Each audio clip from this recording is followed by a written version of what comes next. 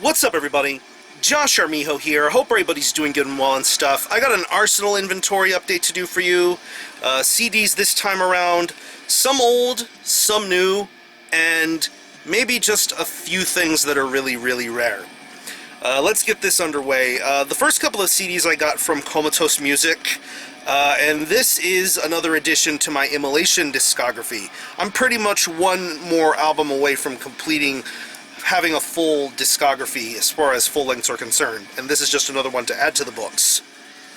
This is Immolation with Failures for Gods. This came out in 1999 on Metal Blade Records. This was their follow-up to their first couple of full lengths, Dawn of Possession and Here and After. I honestly think that an album like Failures for Gods doesn't get the love and respect that I feel other Immolation albums that certain other Immolation albums already get. I think Failures for Gods is a much better album than many would give it credit for. This was during the time and era of Immolation when their lyrical content and visual aspects focused on a more blasphemous, anti-religious sort of stature. I mean, forget about what Immolation does nowadays with releases like Majesty and Decay and Kingdom of Conspiracy.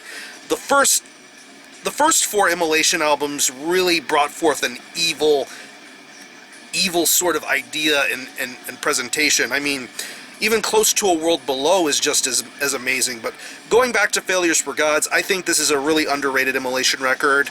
Great artwork, great lineup, great musicianship, memorable songs, Stench of High Heaven, The Devil I Know, No Jesus, No Beast, of course, probably one of the most popular Immolation songs to me, in my opinion. Can You Hear Us, Step to Jesus? That kind of stuff. I mean, this is such a great Immolation record, and honestly, the first four Immolation albums are the gold standard for this band. I mean, I think they're one of the most consistent bands in death metal today, even still having been involved as long as they have. I think Immolation are still a great death metal band, but I think Failures for Gods is an album that really needs a lot more love and attention as far as everything else that they've put out. So, if you haven't heard Failures for Gods, go listen to this one and check it out and get acquainted with some of the early to late 90s Immolation stuff. Next CD is a self-release from probably one of the most well-known bands within the Texas brutal death metal world. This is Devoured with Butcher the Weak. This is the self-released 2005 version. As many would know or are familiar with, there was a version that came out on Brutal Bands with a different color scheme, pretty much a yellowish orange sort of color, and it was released through Brutal Bands as a digipack, but this is the original 2005 version.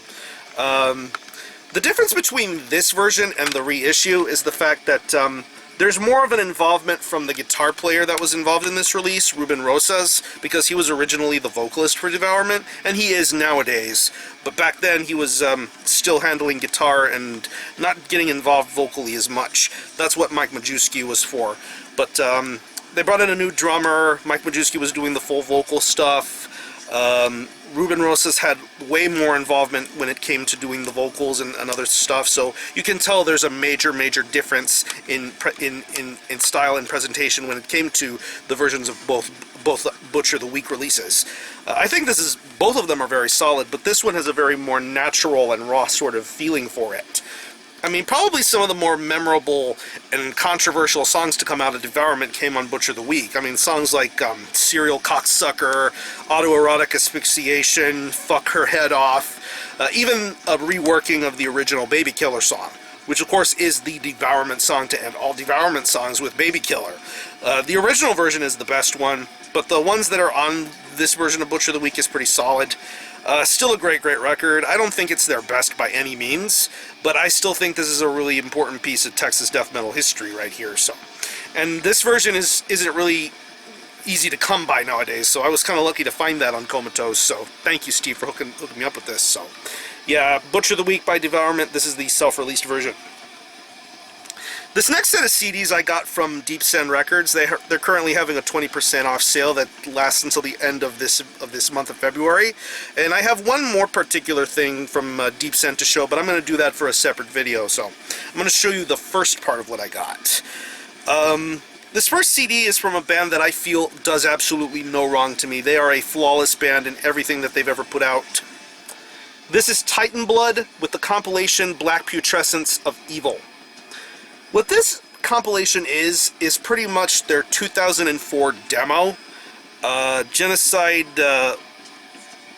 changed to Palokian Dawn. Kind of a hard thing to say, but you get where I'm going here. Their 2004 demo, and their songs from their splits with Necros Christos and Proclamation. The earliest inner workings of a band like TEITANBLOOD are really, really sensational. Just really evil, pure, filthy, raw black and death metal. Lots of great ideas and influences being represented by this band, and the stuff that they would come out with later, stuff like Woven Black Arteries, the Purging Tongue song, and their 2 full-length albums, Seven Chalices and Death. The near flawless band for me. TEITANBLOOD could do no wrong for me, and it's just really something sensational to listen to. If you want to get into the earlier workings of a band like TEITANBLOOD, this is a really solid release to look into and get into buying. So, check out Black Putrescence of Evil by TEITANBLOOD. Next is a 2015 reissue, and pretty much one of the most important death thrash albums of all time, in my humble opinion. This is Solstice with their self-titled album. Pretty much one of the most iconic Ed Repka artwork album covers ever. Very instantly recognizable, but also instantly recognizable is the music and everything that came with a record like this. It's still very much a relevant album to this very day. I mean, if you know Ed, Infidel Amsterdam, he absolutely fucking loves this album. Has multiple variations of it, different vinyl pressings, different CD pressings. Of course, that's the love and dedication he would have for a record like Solstice. But going back to this album, I mean, this was the band that got Rob Barrett off and running with. Of course, you know him from Cannibal Corpse now, but he was involved in the original workings of Solstice. He did the vocals and guitar work. Sensational performance here. Of course, the classic lineup is really solid too.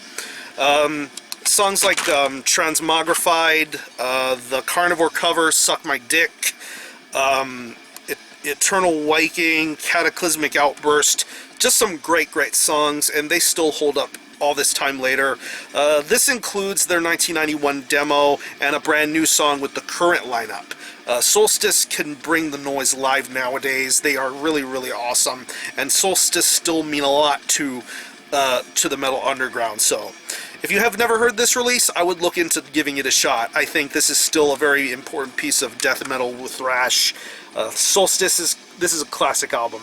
Classic album cover too. You cannot beat that. And the last 3 CDs from the Deep Send lot are of the same artist, and they are pretty much my favorite band within Finnish black metal. Of course, they are part of the intertwining circle of bands that happen to share band members with one another lately. Horna, Behexen, and Sargeist. This is their debut full-length Satanic Black Devotion. Absolutely memorable album.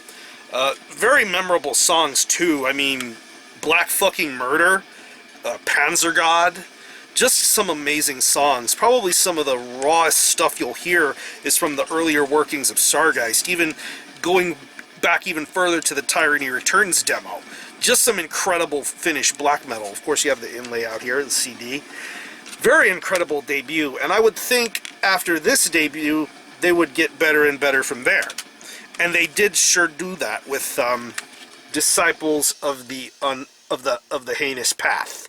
Yeah, Disciples of the Heinous Path. Their second full-length album, of course, another memorable album cover to behold here. Really minimalist sort of album covers that Sargeist do for all of their releases. Only 6 tracks are on this one, and of course this was done as a trio here, but I think this is a really, really solid follow-up album. Little bit of improvement in all of the aspects of what Sargeist bring, and just delivering raw satanic black metal. Of course, you got the booklet here with all of the band members here. Pretty much when they were a trio, just handling business the way they know how to do. And this is a very solid album. Great Finnish black metal with Disciple of the Heinous Path. And the last Sargeist CD is pretty much my favorite one. Their masterpiece, their 10 out of 10 record for me. And yeah, this is Let the Devil In. Kind of dark to see, but of course this is another iconic album cover in my opinion. If you see an album cover like this, you already know what you're going to be in for with a project like Sargeist. I think it's really amazing. I love that they came full circle with an album like Let the Devil In when it came to their overall ethos, presentation, the production, the vocals. Just some incredible finished black metal, done the old way, done right and done properly. There's just a lot to love about Let the Devil In. I think it is Sargeist's best record, and very much something worth paying attention to for many, many more years to come. And of course, in later time with their last album, Feeding the Crawling Shadows, that took a long time for me to really get into, because I don't think they could ever top anything like Let the Devil In. And they probably won't, but who knows? They're still the best finished black metal band in my opinion, so yeah. Sargeist really bring tremendous, tremendous things with their first 3 albums, and they are all worth looking into. This last set of CDs, I mentioned that I was seeing Full of Hell back-to-back nights, and those nights were absolutely phenomenal. The first night in San Antonio was great. The next night in Austin was even crazier. I had such an amazing time. I pretty much picked up a bunch of shirts and merch from them, but I had to get some music just to, you know, help them out. Got their debut, Roots of Earth Are Consuming My Home. Their debut. I have the vinyl, but I didn't have it on CD. Very essential debut album. And of course, their sophomoric effort from 2013, Rudiments of Mutilation. Haven't opened either of these yet because I just need to get the proper time to just check them out. But yeah, their sophomoric album is way, way better. But yeah, Full of Hell rule, and I will never stop loving those guys.